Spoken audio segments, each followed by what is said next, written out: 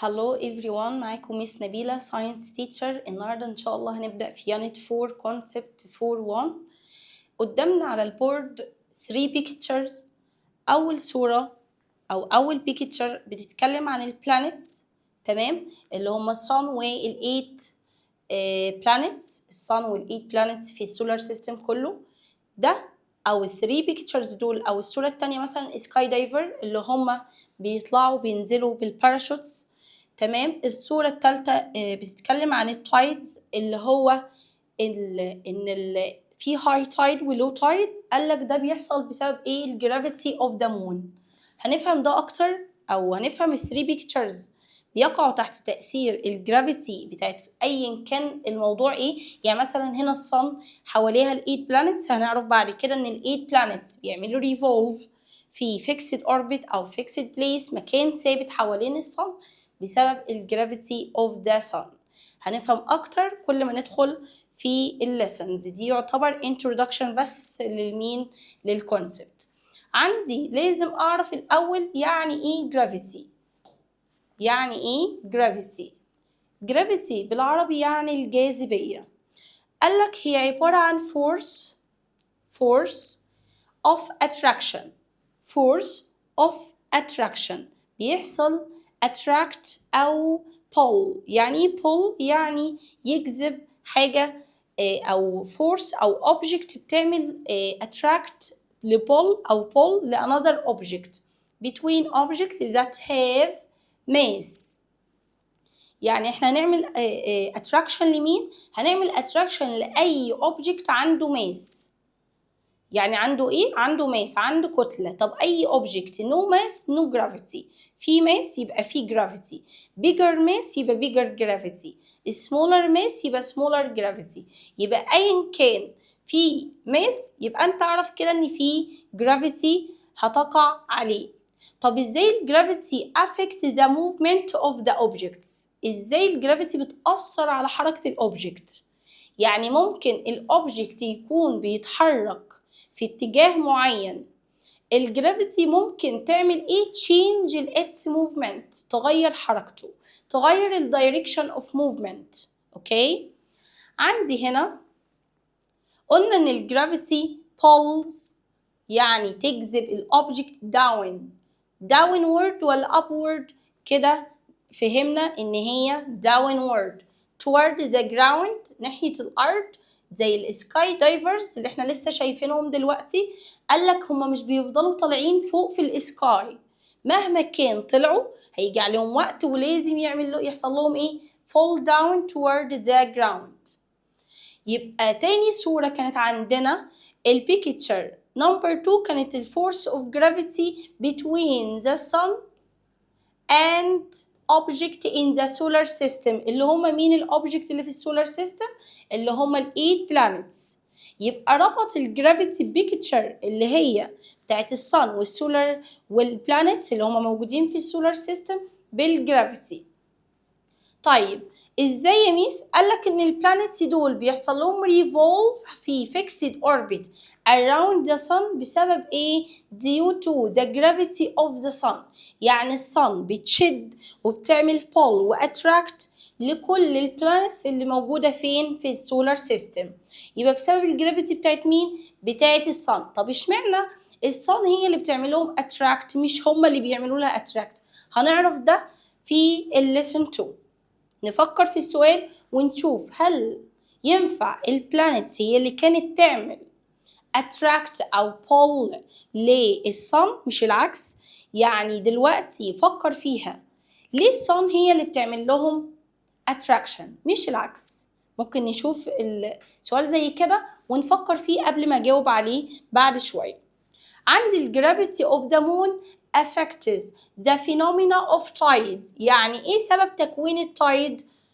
هو يعني ايه تايد يا ميس؟ التايد ان يحصل ان الوير اوف ذا سي او الريفر تطلع لقدام على الكوست، تغطي الكوست كله. يعني الميه غرقت ايه؟ او غطت الكوست الشاطئ. طب لو رجعت لورا كده لو تايد، طلعت لقدام هاي تايد. طلعت لقدام فين؟ اكيد على الكوست نفسه. طب مين اللي بيعمل التايد ده؟ قالك الجرافيتي اوف ذا مون. ممكن تجيلي في سؤال give reason. give reason تمام. يجي يقول لي مثلا formation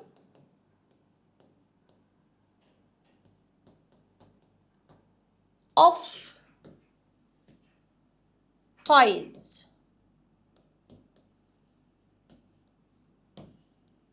formation of tides. هاجي هقول له ليه؟ هو بيقول لك ليه اتكونت الظاهرة دي أو ليه اتكون الفينومينا of tides؟ هاجي هقول له due to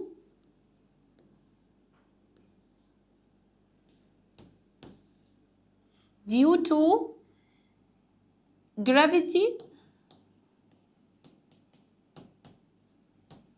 of moon. due to gravity of moon. يبقى أنا عندي الفورميشن of tides أو تكوين التايدز عموما بسبب الجرافيتي of the ايه؟ of the moon. طب أجي أقول لك ليه البلانيتس ال 8 planets revolve around the sun؟ هاجي أقول له due to the gravity of the sun. ليهم طبعا.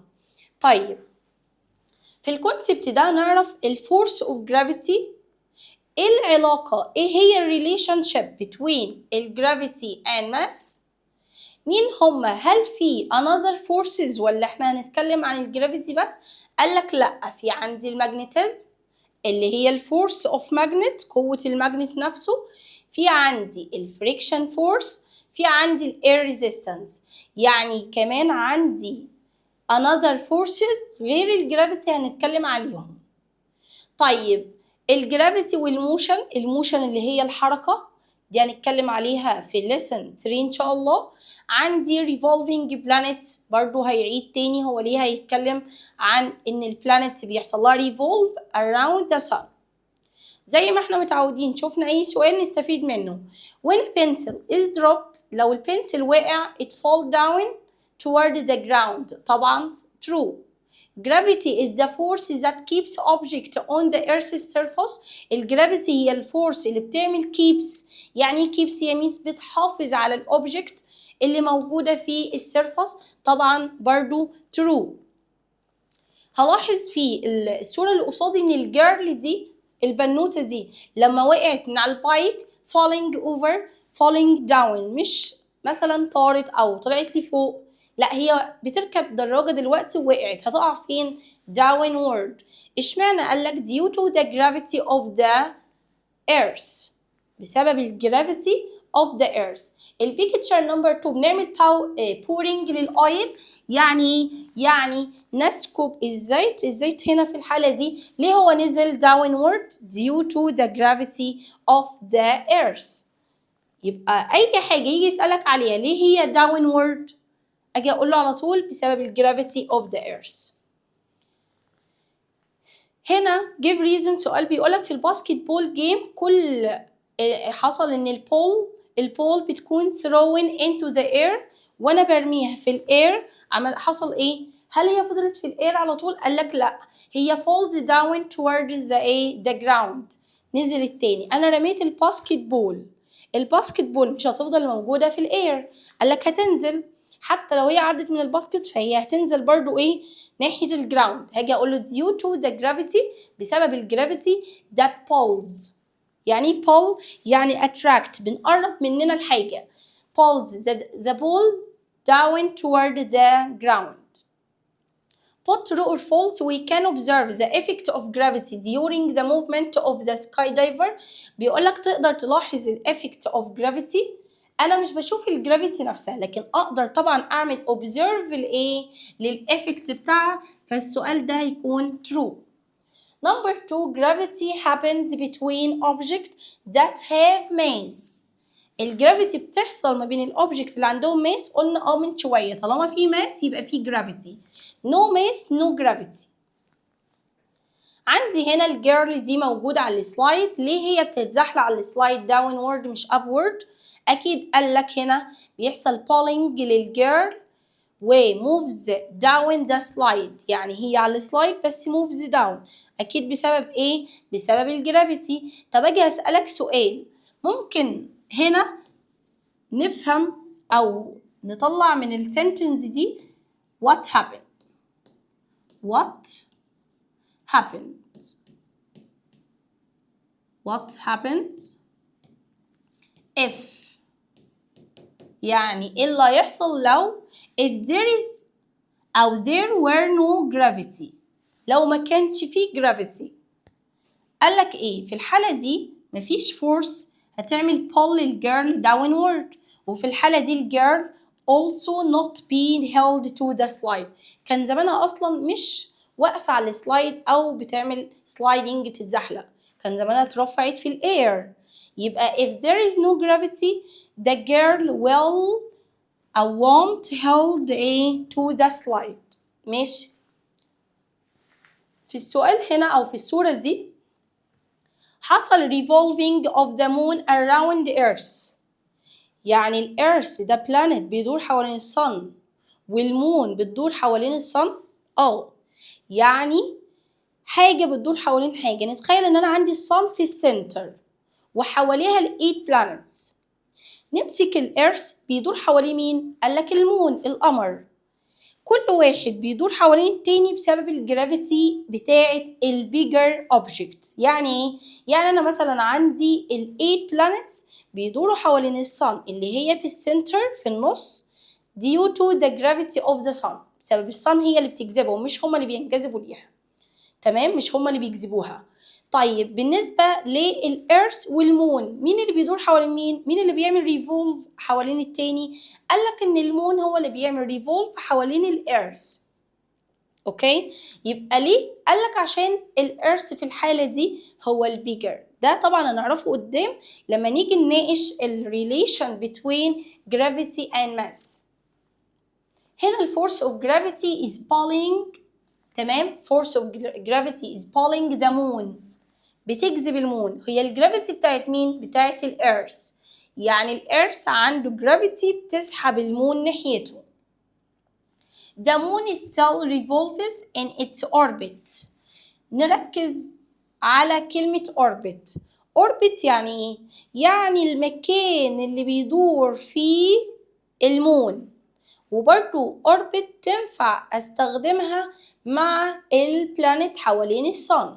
يعني لما اجي اقول مثلا ان ال8 planet revolve around the sun in نقط هقول ايه fixed orbit. لازم المكان بتاعهم يكون fixed ما بيتغيرش.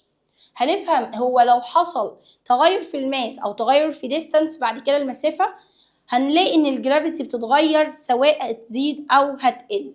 اوكي. if there were no gravity. طب ده في حالة لو في gravity. طب لو ما فيش gravity if there were no gravity between the moon and the earth كان زمان المون دلوقتي float off into space. float off into space. نغنيها كده. أول ما أسمع كلمة no gravity between moon and the earth هقول إن المون طبعا اللي هو ال smaller object هيحصل له إيه؟ float. هيسبح في السبيس في الفضاء. أوكي؟ طيب ممكن نعمل complete هنا. وهنا بوي أنا هستخدم هنا اتفقنا قبل كده إن أنا عندي 3 keywords orbit gravity float. orbit gravity float. نمبر 1 بيقول when a boy لما الولد moves down a slide بيتحرك أو بيتزحلق على السلايد الزحليقة this is due to the force of. هو لما بيكون down moves down على السلايد بسبب الإيه؟ أكيد الفورس of gravity.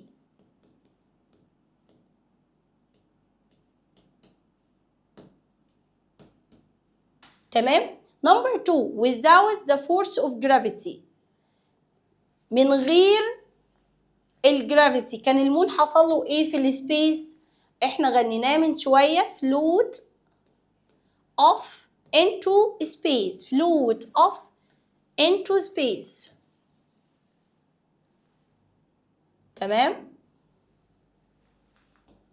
نكتب هنا جرافيتي تاني. نمبر 3 Earth is pulling the moon. إن الإيرث هنا بتجذب المون ناحيتها.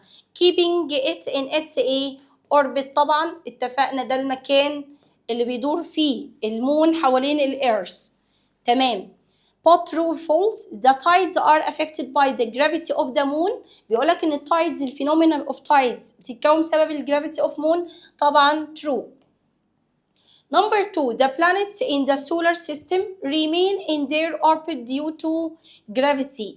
يعني البلانيت اللي موجودة في السولار سيستم اللي هم عددهم 8 قال لك remain in their orbits، يعني بيفضل في الاوربت بتاعه بسبب الجرافيتي. برضه true. كده خلصنا lesson 1 في concept 4.1. نشرح معاه lesson 2. lesson 2 بيتكلم عن كمالة للجرافيتي، وهيبدأ يناقش ايه انواع الفورسز التانية. عندي الجرافيتي هنا pulls object down toward the ground. طبعا true. Number 2, the mass of earth is greater than the mass of the moon. يعني الماس اللي هي الكتلة بتاعت الارث اكبر من المون. طبعا طب ايه دليلك يا ميس؟ دليلنا ان احنا قلنا ان المون هو اللي بيدور حوالين مين؟ الارث مش العكس. يعني لو هو الاوبجكت اللي قصادك larger mass او bigger mass، يبقى معنى كده ان السمولر ماس هو اللي هيدور حوالين مين؟ البيجر ماس. الصغير هو اللي بيدور حوالين الكبير. طيب قلنا ان الجرافيتي pull، عشان لو جات لي في التشويسز pull ولا push هقول له لا هي pull. طب تنفع تكون push؟ لا ما ينفعش. gravity pull force only, not push force toward the center of the earth. قال لك كمان ان الجرافيتي affect two objects even when they don't touch each other. يعني مش لازم يكونوا في touching between them، مش لازم يكونوا متلامسين مع بعض. نقدر عادي، يعني ممكن البن اللي انا ماسكاه في ايدي ده ممكن يقع على الجراوند due to the gravity of the earth، بسبب الجرافيتي اوف ذا ايرث، ومن غير ما يحصل تاتشنج. انا ماسكاه في ايدي عادي جدا، يعني انا ماسكاه في ايدي وممكن يقع من ايدي دلوقتي لو انا ما اخدتش بالي ووقع منها. تمام؟ يبقى مش لازم يحصل تاتشنج بين الاوبجكت والاوبجكت التاني علشان يحصل ايه؟ جرافيتي. تمام؟ او عشان يحصل اتراكشن او عشان يحصل pull. يبقى في عندي الجرافيتيشنال فورس او الجرافيتيشنال pull ينفع ده وينفع ده ما بين مين ومين؟ ما بين الارث والمون. ما بين الارث وايه؟ والمون. طب انا عندي تو فاكتورز، او قال لك ان الجرافيتي او الجرافيتيشنال فورس ما بين التو اوبجكت بتعتمد على مين؟ في تو فاكتورز بيأثروا في الجرافيتي. يعني بيأثروا فيها، يعني ممكن يغيروها، ممكن يعملوا لها انكريز، ممكن يعملوا لها ديكريز على حسب الفاكتور ده حصل له ايه. انا مثلا معايا الماس ومعايا الديستانس. الماس اللي هي الكتلة، كتلة الجسم نفسه، والديستانس اللي هي المسافة ما بين التو اوبجكت، الاوبجكت اللي عنده بيجر ماس والاوبجكت اللي عنده سمولر ماس.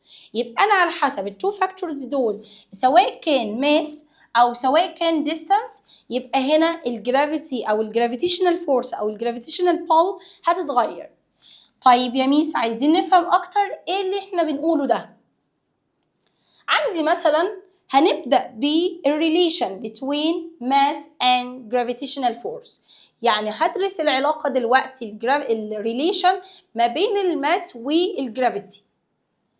ايه اللي هيحصل لو غيرت في الماس بالنسبة according to the gravity force أو الجرافيتي pull. أوكي؟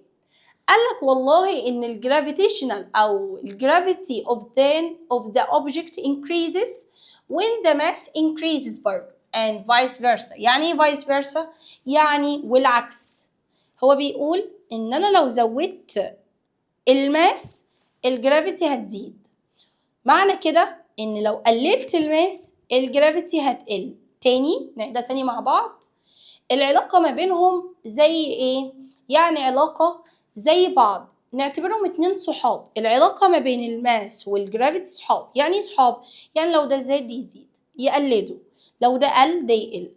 يبقى نحفظ كويس عشان دي بتيجي في الامتحانات دايما، والطلبة بتتلخبط ما بينها وما بين مين؟ ما بينها وما بين الديستانس، العلاقة ما بين الماس والجرافيتي، والعلاقة ما بين الديستانس والجرافيتي. بنتلخبط فيها كتير، فناخد بالنا. نعلمها بإيه؟ إن أنا عندي الماس والجرافيتي اتنين صحاب. لو الماس حصل لها increase الجرافيتي increase، لو الماس حصل لها decrease الجرافيتي decrease برضه. يبقى أيا كان الماس هيحصل لها إيه الجرافيتي هتكون برضه هتعمل زيها، سواء زادت أو قلت، سواء حصل لها increase سواء حصل لها decrease. طب أنا عايزة أفهم أكتر. يعني أنا مثلا دلوقتي لو عندي object small مع object large، مين اللي هكون محتاجة جرافيتي أعلى عشان أعرف أعمل له pull ناحيتي؟ أكيد أنا هكون محتاجة جرافيتي أعلى، فورس أعلى، إن أنا أعمل إيه؟ pull للlarger object اللي هو larger mass، صح كده؟ يبقى لو هو larger mass هيحتاج مني إيه؟ larger gravity. طيب تعالوا نشوف كده، نقرا السنتنس دي مع بعض عشان نفهم اكتر ان الماس بتاعت الارث هي الاعلى من الماس اوف ايه؟ اوف ذا مون. يعني انا عندي الارث هتخيل ان هي قد كده، بول كبيره، والمون قد كده. مين اللي يقدر يعمل بول ومين اللي يقدر يعمل اتراكت او مين اللي يقدر يعمل جرافيتي للتاني؟ قال لك والله عشان الارث كبيره قوي والمون صغير قوي، فالإرث هي اللي تعمل بول للمون، هي اللي هتعمل اتراكت للمون ناحيتها، مش العكس. ما ينفعش حد يكون سمولر ماس يعمل اتراكت لحد يكون بيجر ماس، منطقيا مش هينفع، صح ولا لا؟ يبقى بعد كده قال لك ان الاتنين بما ان الماس بتاعت الارث اعلى من الماس اوف مون، فعشان كده الجرافيتي اوف ايرث هتكون اعلى من الجرافيتي اوف مون. طيب بتيجي في الامتحان ازاي؟ نركز هنا عشان ده سؤال بيجي في الامتحانات. ايه هو السؤال؟ يجي يقول لي give reason the gravity of earth اعلى من الجرافيتي اوف مون، او يجي يقول لك للمون revolve around the earth، مش العكس. ليه المون هو اللي بيدور حوالين الارث مش الارث اللي بيدور حوالين المون؟ قال لك هاجي اقول له ايه؟ هاجي اقول له due to the mass of the earth is greater than the mass of the moon، وممكن اكمل، فبالتالي الجرافيتي of the earth اعلى من مين؟ من الجرافيتي of the moon. طيب ممكن سؤال من اول هنا كده اطلع what happens if the mass of the moon becomes twice؟ يعني ايه becomes twice؟ يعني بقت double، بقت زيادة مرتين. لو هي مثلا 5 هتكون 10. ايه اللي هيحصل لو الماس بتاعة المون زادت قوي، زادت ضعف مين؟ الريال ماس اللي هي الماس الحقيقية بتاعتها. في الحالة دي أكيد هتأثر على مين؟ على الجرافيتي بتاعت الإيرث. إزاي يا ميس؟ قالك والله في الحالة دي إن الجرافيتيشنال فورس إحنا اتفقنا لو الماس انكريز إيه اللي هيحصل للجرافيتي؟ برضه انكريز. طيب لو زادت؟ قالك والله الفورس اللي ما بين الإيرث والمون هتزيد، يعني هتشدها أكتر ناحيتها، هتقربها أكتر. الماس بتاعت المون زادت فالجرافيتي من الارث للمون هتزيد جامد. طيب اوكي، ايه المشكلة؟ لا دي مشكلة كبيرة، ان هما كده هيقربوا من بعض comes closer to each other، هيقربوا من بعض، فبالتالي ممكن من كتر ما بيحصل closer يعني ما بقت اقرب ليها هيحصل ايه؟ crash. يعني ايه crash؟ قالك اصطدام. هيحصل ايه؟ اصطدام، يعني هيصطدموا مع بعض ويحصل انفجار أو explosion. طيب كده احنا عرفنا ايه؟ ان الجرافيتي والماس اتنين صحاب. طيب تعالى نشوف الريليشن between the distance المسافة والجرافيتيشنال فورس. يبقى دي second relation. first relation كانت between mass and gravity، دلوقتي هنشوف الديستانس والجرافيتي. قالك والله الاتنين دولت لأ عكس بعض، لو حد حصل له increase التاني يحصل له decrease، ولو حصل له decrease التاني يحصل له increase، يعني مش هيتقابلوا خالص. يبقى الديستانس والجرافيتي ما بيتفقوش مع بعض. بمعنى ايه؟ بمعنى والله لو الديستانس ما بيني وما بين الاوبجكت زادت، يعني بعدنا عن بعض قوي، انا مش هقدر اعمل له attract، مش هقدر اشده ناحيتي عشان هو بعيد عني. فبالتالي لو حصل ان الديستانس حصل لها increases، المسافة زادت يعني بعيد عني، يبقى ايه اللي هيحصل للجرافيتيشنال فورس؟ هتقل. تعال نقربها اكتر. لو المسافة او الديستانس عندي حصل لها decrease، يعني ايه distance decrease؟ المسافة قلت يعني قرب اكتر، التو اوبجكت قربوا اكتر من بعض، يبقى هيقدر يعملوا ايه؟ attract، ويقدر ان هنا الجرافيتي هيحصل لها increase. يبقى ناخد بالنا ان ده سؤال بيجي في معظم الامتحانات. ايه هو السؤال؟ يجي يقولك as mass increase potential gravitational force او الجرافيتي نقط، اكتب فيها ايه؟ هقول له برضو increase عشان الماس increase. سؤال تاني يقول لي as the distance between moon and earth increase، المسافة زادت قوي، ايه اللي هيحصل للجرافيتي of the earth؟ بالنسبة للمون هقول له والله اللي هيحصل لها decrease عشان هما بعيدوا عن بعض قوي. تمام؟ طيب هنا عندي pot true or false، الجرافيتي pushes الأوبجكت toward the center of the earth، يعني الجرافيتي بتعمل push. هل ده كلام مظبوط؟ احنا قلنا من شوية ان هي بتعمل pull، ما تعملش push. يبقى في الحالة دي ايه؟ false.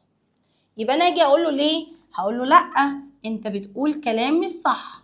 الجرافيتي بتعمل pulls لمين؟ للأوبجكتس only بس، ما بتعملش بوش، ما بتعملهاش، ما بتبعدهاش. انا بقرب الجسم مني او بقرب الاوبجكت ده مني، يبقى انا بعمل له attract، بعمل له pull، بسحبه ناحيتي.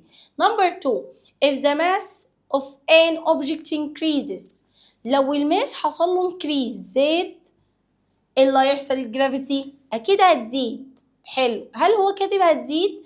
هل الاتنين فعلا صحاب زي ما احنا اتفقنا ان الجرافيتيشنال فورس والماس اتنين صحاب، حد يزيد التاني يزيد؟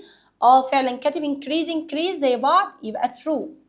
لو كتب increase وحاجة decrease يبقى false. Number 3، لو ال distance between the two objects decreases، لو ال distance هنا قلت، نركز ان ال distance حصل لها ايه؟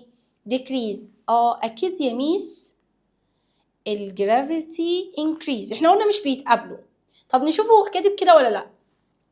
هو بيقول ان distance decrease، يبقى الجرافيتيشنال pull او الجرافيتيشنال فورس decrease. ازاي؟ لا طبعا ما ينفعش.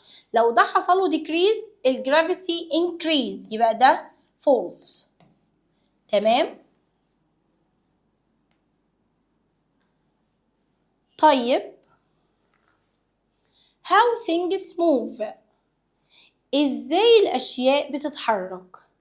عمرك فكرت ليه مثلا انا دلوقتي عندي البوك، كتاب موجود على التيبل، ليه هو اتحرك؟ ليه هو انا اخدته معايا في الباج وراح معايا السكول واتحركت بيه وقاعده اطلعه في السيشن وقاعده اطلعه واطلع البين؟ ازاي البين ده بيتحرك قدامي دلوقتي؟ قالك بسبب ان في فورس. فين الفورس دي يا ميس؟ انا الفورس، ايدي هي الفورس. الفورس هنا انا لو الاوبجكت ده سبته على التيبل مش هيتحرك. ليه؟ مفيش فورس. طب في فورس وانا ماسكاه دلوقتي وبحركه، يبقى اكيد الاوبجكتس مش هيحصل لها موشن، هتتحرك او مش هيحصل لها موف الا اذا كان في فورس. يعني يا ميس مثلا اعمل له بوش ولا بول؟ ينفع الاتنين. انا ممكن البن ده احركه بان انا ارميه كده، يبقى انا كده عملت له ايه؟ بوش. او حد رملهولي فانا مسكته في ايدي، صديته في ايدي كده، يبقى انا عملت له بول. زي البول، ليه البول؟ مثلا انت دلوقتي بتجري على الارض مثلا اثناء ما البلاير بيشوطها، اكيد عشان رجله دي بتمثل الفورس عمل لها ايه؟ كيك. يعني ايه كيك؟ يعني شاط الكوره من غير رجله او من غير ما يعمل لها كيكينج مش هتتحرك. يبقى كلام منطقي، الحاجه مش هيحصل لها موف الا اذا كان في فورس. طيب اوكي، تعال نشوف بقى الكلام كده. قالك ان الفورسز are needed to make things move، محتاجين فورسز عشان نخلي الثينجز يحصل لها move، تتحرك.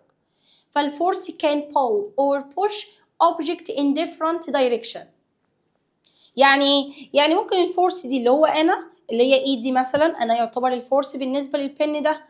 طيب ممكن اعمل له pull و push في different direction. هو معايا هنا ممكن ارميه كده، هو معايا هنا ممكن ارميه كده، يبقى انا ممكن اغير في الدايركشن بتاع الاوبجكت عادي جدا بتاثير الايه الفورس. نخلي بالنا ان الفورس هنا ممكن تكون pull ممكن تكون push، بس بالنسبه للجرافيتي فورس هو يا ميس ينفع الفورس تكون الاثنين؟ وهل دايما لازم تكون الاثنين؟ لا مش لازم.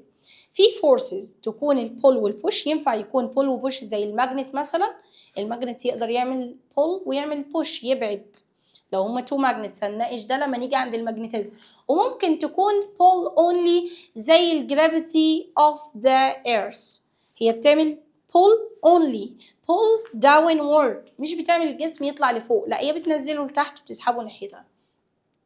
يبقى من هنا بقى سهل ان انا افهم ان ليه الفورس definition بتاعها كده. لازم افهم عشان اقدر لو السؤال اتغير بكذا طريقة انا اوكي جاهز ليها. دلوقتي الامتحانات مش بتيجي دايركت كده، يعني انا مثلا ممكن نغير في اي مثلا sentence او في اي scientific term تعريف، واجي اقول هو ايه ده انا ما شفتوش قبل كده. طبعا ده علشان انت مش فاهم. لو حفظت بس يبقى احنا كده مش هنقدر ان احنا نجيب الفول مارك. ممكن نعدي وممكن نجيب درجة كويسة وممكن نعدي 90 اوف مثلا 100 لو هي الدرجة من 100، لكن مش دايما ان انا مثلا هجيب الفول مارك لو انا مش فاهم. يبقى لازم انا افهم كويس جدا، وبعد كده ايا كان السؤال جيب انهي طريقة انا اوكي هبقى جاهز ليها. يبقى انا فهمت كده الديفينيشن ان الفورس هي عبارة عن pull وبوش that apply to an object. اي object يتأثر عليه two forces سواء pull او push يبقى كده حصل له ايه؟ يبقى دي الفورس وحصل له موشن. ممكن forces تكون weak. انا دلوقتي عشان ازق البن ده مش محتاج مني قوة عشان هو small object، ممكن ارميه كده خلاص. ممكن يبقى الفورس في الحالة دي ممكن تكون weak، يعني مش لازم الفورس تكون strong. يبقى لو انا عايزه مثلا ازق توي كار في الحاله دي مش لازم ان انا اخد كل الباور اللي عندي او الفورس اللي عندي عشان ازقها، هي سمول اوبجكت يبقى عادي جدا يكون عندي سمول او ويك فورس. لكن لو انا عايزه مثلا اعمل بوش لمين؟ لريل كار، عربيه حقيقيه، لا انا في الحاله دي مش هقدر، يبقى انا محتاجه كل قوتي عشان ابدا اعمل لها ايه؟ بوش. تمام. نبدأ هنا عندي types of forces. number 1 عندي الويند توربين. الويند توربين أو الورك توربين طبعا احنا عارفين قبل كده من إن أنا عندي التوربين ممكن يشتغل بالويند فسميه ويند توربين، أو يشتغل بالورك فسميه ورك توربين. قالك في الحالة دي إن الويند هيعمل بوش، يبقى هنا أنهي فورس؟ بوش فورس لمين؟ للبليدز بتاعة الويند توربين. الويند توربين عنده 3 بليدز مثلا. تمام. الويند يجي يعمل لهم ايه؟ هيعمل لهم بوش، فيبدا ان هما 3 بليدز دول هيحصل لهم ايه؟ روتيت روتيت روتيت روتيت، يعني يدوروا فاستر فاستر فاستر على حسب الويند قوي يبقى هي هتعمل روتيشن او روتيشن ايه بقوه اكتر او فاستر اكتر. لو الويند هنا ضعيف ويك هيكون ايه؟ سلو. تمام. في الحالة دي قالك الافكت ان الويند او البليدز هيحصل لها موف، فاحنا كده حركنا البليدز بمين؟ بالويند فورس. القوة بتاعت الويند هي اللي خلت البليدز تدور. نو ويند نو روتيشن للمين؟ للبليدز. لكن لو في ويند هيحصل ان انا عندي البليدز دي بتاعت الويند توربين هيحصل لها روتيشن عادي لو موجودة مين؟ الويند. لو مش موجودة مش هتدور عشان معنديش الفورس اللي احنا اتفقنا عليها ان الاوبجكت عشان يحصل له موشن او عشان يحصل له موف لازم يكون فيه فورس. طب وهي لما تدور هتعمل ايه؟ generating electricity زي ما احنا عرفنا قبل كده، بنستخدمهم في ان احنا نطلع ايه منهم؟ electricity، كهرباء. طيب falling of a cup، ليه انا دلوقتي ماسكه؟ نتخيل ان البن ده كوبايه وانا مش واخده بالي ولقيته واقع من ايدي، ده بسبب ايه؟ بسبب الجرافيتي. يبقى انا هنا عندي الجرافيتي عملت بول للكب، you drop to the floor على الارض، اكيد ايه اللي هيحصل للكب؟ falls down، هيتحرك تحت ناحيه الارض. نيجي للماجنتس. الماجنتس اللي هما المغناطيس. أنا عارفة إن الماجنت عنده 2 poles، يعني البن ده احنا مستخدمينه في كل حاجة النهاردة. أنا عندي الماجنت، هنتخيل إن البن ده ماجنت، عندي ممكن يكون نورث وممكن يكون ساوث. تمام؟ التو بولز دول أو على حسب التو بولز دول لو أنا جبت معاهم another magnet على حسب وضعهم مع بعض ممكن يحصل attraction يعني ينجذبوا، أو يحصل repulsion ينفصلوا عن بعض ويبعدوا عن بعض ويتنافروا يعني يبعدوا. طيب يا ميس ممكن نعمل مثلا introduction أو definition أصلا لمين هي الماجنتيزم وبعد كده نشوف هي push ولا pull؟ أوكي. الماجنتيزم it's the force of attraction. دي force of attraction، قوة attraction between objects أو repulsion between objects. واو، يبقى أنا ألاحظ إن هي ينفع تكون ال two forces مين؟ attract repel أو repulsion، يا إما attraction يا إما repulsion. يبقى هي two forces. فكروني كده، أمال إحنا قلنا الجرافيتي إيه؟ قلنا attract only، بتعمل pull only ما بتعملش push. طيب هنا ممكن يحصل attraction أو repulsion زي ما قلنا between two magnets أو ما بين الماجنت وأي object تاني. يعني أنا مثلا معايا الماجنت ومعاه النيلز أو الكليبس، حاجة معدن يعني حاجة تكون ميتال. ده شرط؟ طبعا شرط إن الماجنت بيعمل. طب هل كل الميتالز؟ no. هو هيعمل attract، ان الماجنت هيعمل attract لو الميتال اللي قصاده ده لو الاوبجكت اللي قصاده ده ميتاليك. طب كل الميتالز؟ no. بعض منهم some metals زي الايرن زي النيكل زي الكوبالت، دي ماجنتس دي ميتالز الماجنت يقدر يعمل لها attract. يعني attract يمسكوا فيه ينجذبوا ناحيته، زي ما حصل هنا في الكليبس والماجنت. الماجنت هنا انا رافعه الماجنت اهو وسايبه مثلا الكليبس على الجراوند، ايه اللي هيحصل لهم؟ موفز اب، هيروحوا ناحيته. طب انا جبت الماجنت هنا هتلاقيهم برضو ايه؟ راحوا في الاتجاه بتاعه علشان يعمل لهم اتراكت، عشان هو بيعمل لهم اتراكت. تمام اوكي. يبقى البيبر كليبس في اللحظه دي هشوف الايفكت بتاعها. ايه هو الايفكت؟ ان هي موف توارد ذا ماجنت، هتروح ناحيه الايه؟ الماجنت. او يحصل كده اتراكشن طبعا ما بين الماجنت والكليبس. طب الريبلشن ازاي يا ميس؟ او البوشنج فورس ازاي؟ قالك يبقى اكيد ماجنت وماجنت تاني اخوه، ولكن انا حطيت similar poles. اتخيل ان ده النورث وانا جبت برضو واحد نورث من هنا، يعني ده نورث وده نورث، او ده ساوث وده ساوث. يبقى في الحالة دي ممكن يحصل لهم repulsion، يبعدوا عن بعض علشان هما similar poles. طب يا ميس لو عكست؟ لا، ممكن يحصل attraction عادي. يعني لو هما similar poles مش هيحصل لهم attract، بالعكس هيبعدوا. طب لو هما different poles، واحد north وواحد south، في الحالة دي يعملوا attraction عادي لبعض ويقربوا من بعض أكتر.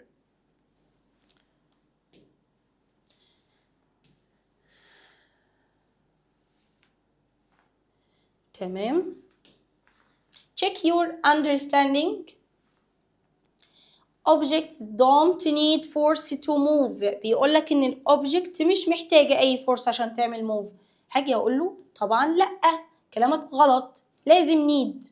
لازم الأوبجكت need force علشان يحصل له motion.